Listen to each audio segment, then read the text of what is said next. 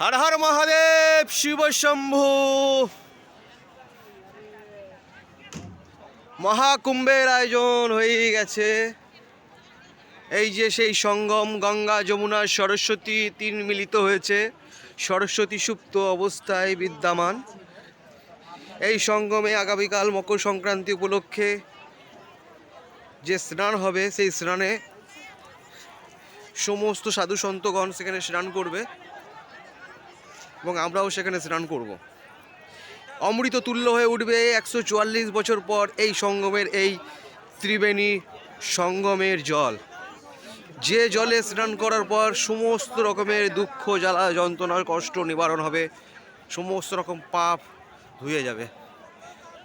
সমস্ত মোক্ষ লাভের আশায় প্রচুর দর্শনার্থী, কোটি কোটি মানুষ এই মহাকুম্ভের মেলায় অংশগ্রহণ করেছে।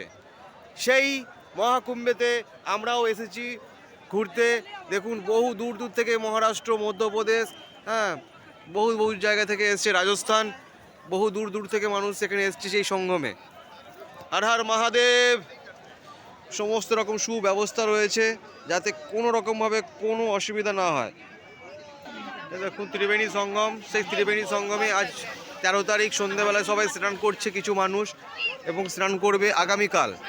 প্রচুর পরিমাণে যে ভিড় হবে মকর সংক্রান্তি উপলক্ষে, সেই সংক্রান্তিতে এই ত্রিবেণী সঙ্গমে গঙ্গা যমুনা সরস্বতী এই তিন নদীর সঙ্গমে এখানে মিলিত হয়েছে।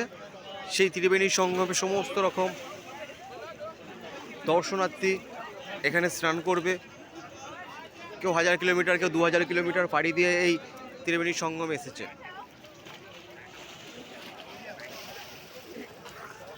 যদি ভিডিওটি ভালো লাগে, লাইক, কমেন্ট, শেয়ার অবশ্যই করবেন।